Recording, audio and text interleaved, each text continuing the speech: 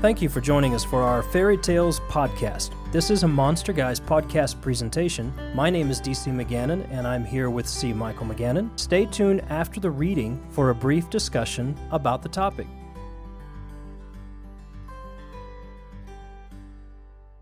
Once upon a time, there was a king and a queen who had no children, and that gave the queen much grief. She scarce had one happy hour. She was always bewailing and bemoaning herself, and saying how dull and lonesome it was in the palace. If we had children, there'd be life enough, she said. Wherever she went in all her realm, she found God's blessing in the children, even in the vilest hut, and wherever she came, she heard the goodies scolding the bairns, and saying how they had done that and that wrong. All this the queen heard, and thought it would be so nice to do as other women did. At last the king and queen took into their palace a stranger lassie to rear up, that they might have her always with them, to love her if she did well, and to scold her if she did wrong, like their own child. So one day, the little lassie, whom they had taken as their own, ran down into the palace yard, and was playing with a gold apple. Just then, an old beggar wife came by, who had a little girl with her. And it wasn't long before the little lassie and the beggar's bairn were good friends, and began to play together, and to toss the golden apple about between them. When the queen saw this, as she sat at a window in the palace, she tapped on the window pane for her foster daughter to come up. She went at once, but the beggar girl went up too, and as they went in the queen's bower, each held the other by the hand. Then the queen began to scold the little lady, and to say, "You ought to be above running about and playing with a tattered beggar's brat." And so she wanted to drive the little lassie downstairs. "If the queen only knew my mother's power, she'd not drive me out," said the little lassie. And when the queen asked what she meant more plainly, she told her how her mother could get her children if she chose. The queen wouldn't believe it, but the lassie held her own, and said every word of it was true, and bade the queen only to try and make her mother do it. So the queen sent the lassie down to fetch up her mother. "Do you know what your daughter says?" asked the queen of the old woman, as soon as she ever came into the room. No, the beggar wife knew nothing about it. "Well, she says you can get me children, if you will," answered the queen. "Queens shouldn't listen to beggar lassies' silly stories," said the old wife, and strode out of the room. Then the queen got angry, and wanted again to drive out the little lassie, but she declared it was true, every word that she had said. "Let the queen only give my mother a drop to drink," said the lassie. "When she gets merry, she'll soon find out a way to help you." The queen was ready to try this, so the beggar wife was fetched up again once more, and treated both with wine and mead as much as she chose. And so it was not before long her tongue began to wag. Then the queen came out again with the same question she had asked before. "One way to help you perhaps I know," said the beggar wife. "Your majesty must make them bring in 2 pails of water some evening before you go to bed. In each of them you must wash yourself, and afterwards throw away the water under the bed. When you look under the bed the next morning, 2 flowers will have sprung up, one fair and one ugly. The fair one you must eat, the ugly one you must let stand, but mind you, don't forget the last." That was what the beggar wife said. Yes, the queen did what the beggar wife advised her to do. She had the water brought up in 2 pails, washed herself in them, and emptied them under the bed. And lo, when she looked under the bed the next morning, there stood 2 flowers. One was ugly and foul, and had black leaves, but the other was so bright and fair and lovely she had never seen its like. So she ate it up at once, but the pretty flower tasted so sweet that she couldn't help herself. She ate the other one up too, for she thought, "It can't hurt or help much either way, I'll be bound." Well, sure enough, after a while the queen was brought to bed. First of all, she gave birth to a girl who had a wooden spoon in her hand and rode upon a goat. Loathly and ugly she was, and the very moment she came into the world she bawled out, "Mamma." "If I'm your mamma," said the queen, "God give me grace to mend my ways." "Oh, don't be sorry," said the girl who rode upon the goat, "for one will soon come after me, who is better looking." So after a while, the queen had another girl, who was so fair and sweet, no one had ever set eyes on such a lovely child. And with her, you may fancy the queen was very well pleased. The elder twin they called Tatterhood, because she was always so ugly and ragged, and because she had a hood which hung about her ears. The queen could scarce bear to look at her, and the nurses tried to shut her up in a room by herself, but it was all no good. Where the younger twin was, there she must also be, and no one could ever keep them apart. One Christmas Eve, when they were half grown up, there rose such a frightful noise and clatter in the gallery outside the queen's bower.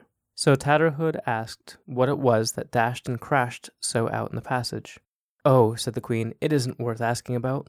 But Tatterhood wouldn't give over until she found out all about it. And so the queen told her it was a pack of trolls and witches who had come there to keep Christmas.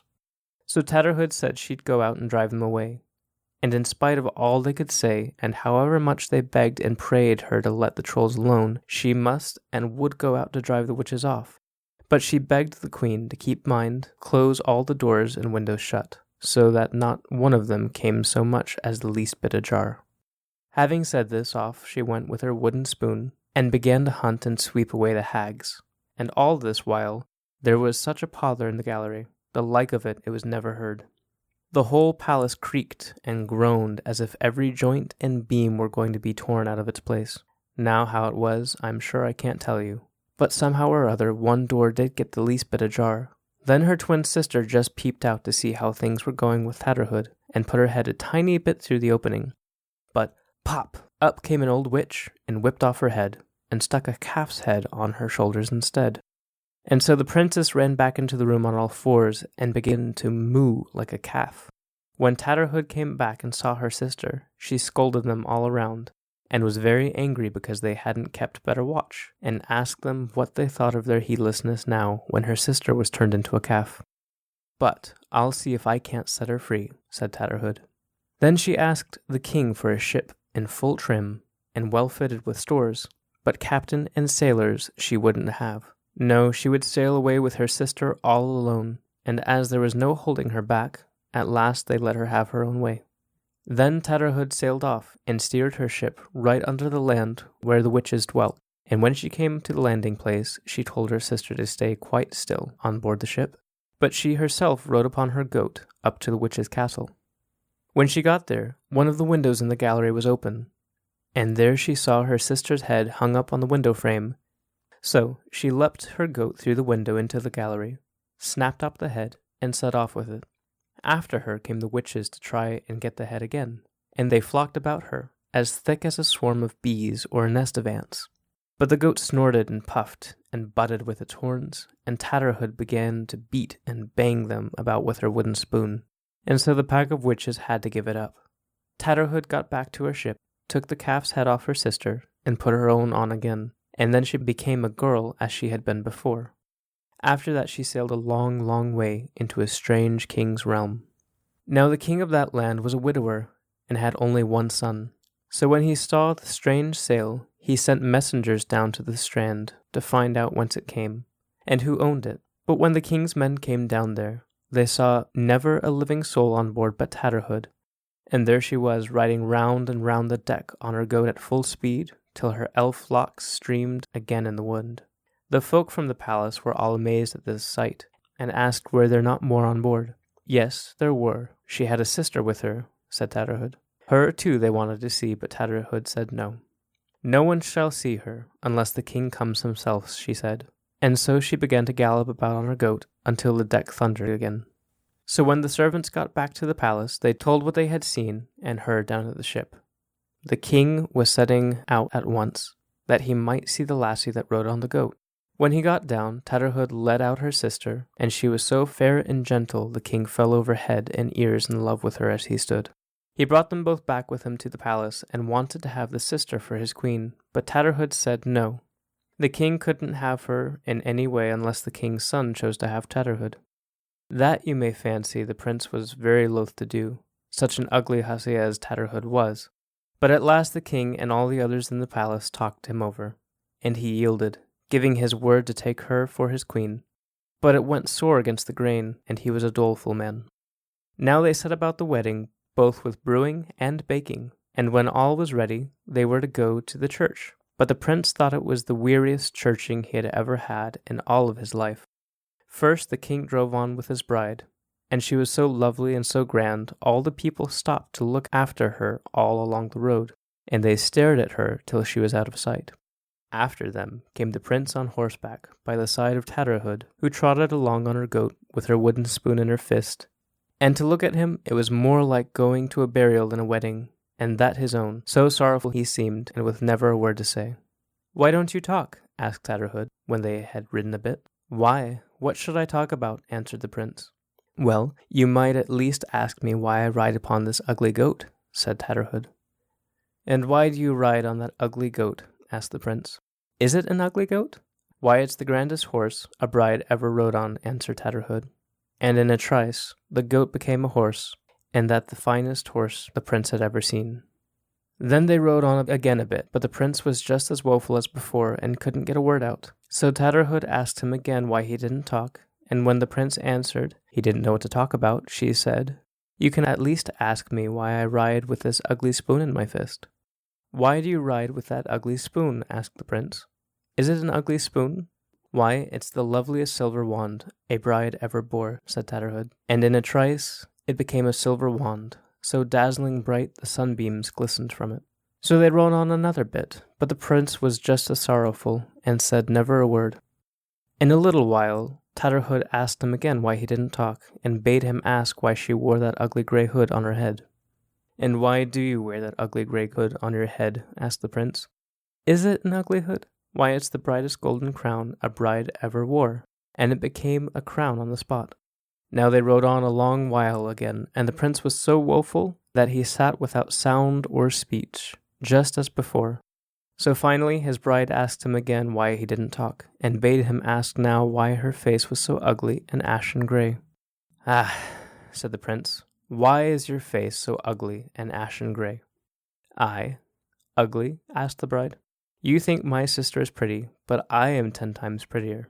And lo, when the prince looked at her, she was so lovely he thought there was never so lovely a woman in all of the world. After that I shouldn't wonder if the prince found his tongue, and no longer rode along hanging down his head. So they drank the bridal cup both long and deep, and after that both prince and king set out with their brides to the princess's father's palace, and there they had another bridal feast, and drank anew, both deep and long. There was no end to the fun, and if you make haste and run to the king's palace, I dare say you'll find there's still a drop of the bridal ale left for you.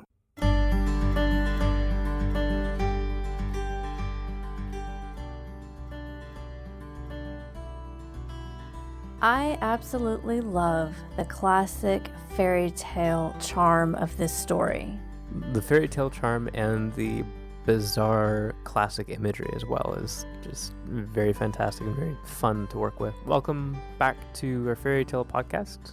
This is Holly McGannon again as a special guest this week. DC is still out kind of feeling under the weather. Well, thank you. I have enjoyed being part of the podcast this week. Thanks for having me. Thanks for coming back. So yeah, this does have very fantastic imagery, all the way from the first twin, Tatterhood herself, being born and immediately being described as riding a goat with a wooden spoon in her hand while her other twin sister is still being birthed, and all the way to her sister's head being popped off and replaced with a cow. I love Tatterhood. I love the fact that from the moment she's born, she knows that she's physically ugly and she's not worried about it at all. She's very comfortable in her own skin. She has these amazing abilities and these things that are very special about her, and she doesn't really care what anyone else thinks. I think that's very refreshing in a fairy tale, that it's not all about pretty princesses, but that she's very happy in who she is. Yeah, and she kicks butt. Tatterhood actually was, the story of Tatterhood was used by Mike Mignola in a Hellboy comic, and the story that he used was titled The Troll Witch. It's basically the exact same story, but instead of, being named Tatterhood, it was a bit more vague, and they just said that the older sister was a troll witch. And when her sister was killed, his stories are a bit darker. In that version, the sister was just outright killed, and the troll witch went to slay her own kind with a wooden spoon. Not too far from the story. She is a badass, if you ask me.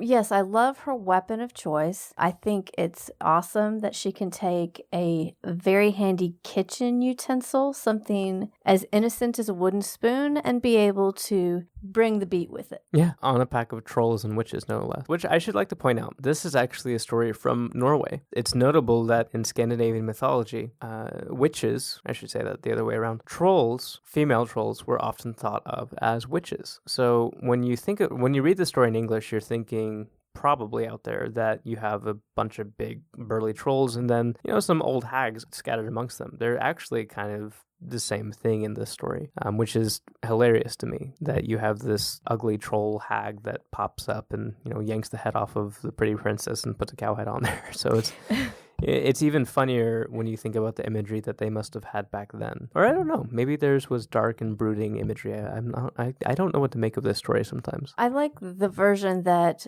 you read tonight because even though it could have its darker moments, there's a lot of lightness about the story and a bit of humor in the way that it's done. Definitely, and it's still got that very magical feel with her transformation at the end. I like the transformation at the end. I kind of wanted to see a little bit more of the prince perking up and recognizing the fact that she's the same person and that she was pretty awesome before, even though he didn't like the way she looked, but it's okay. It is a fairy tale still. It is. One last thing I'd probably want to say on this is that exactly with that transformation scene and with the ugly flower and the pretty flower at the beginning, this story is very similar to a Welsh story about a wyvern and a queen who eats 2 onions, one pristine and one rotten, and gives birth to a prince and a wyvern. And it's a very similar formula, and actually my personal favorite fairy tale. And maybe we'll get to it one day on this podcast. I'm looking forward to that. All right. Once again, thank you guys for joining us tonight. Hope you enjoyed this classic fairy tale of Tatterhood. As always, please let us know if we're doing okay, if you like the stories we're bringing to you, or if there's a story that you would like us to delve into on the podcast. If you'd like to contact us or find us, you can go to Facebook, go to Twitter, or go to Instagram and look for us as the Monster Guys. We will see you next week. Until then, good night. Good night.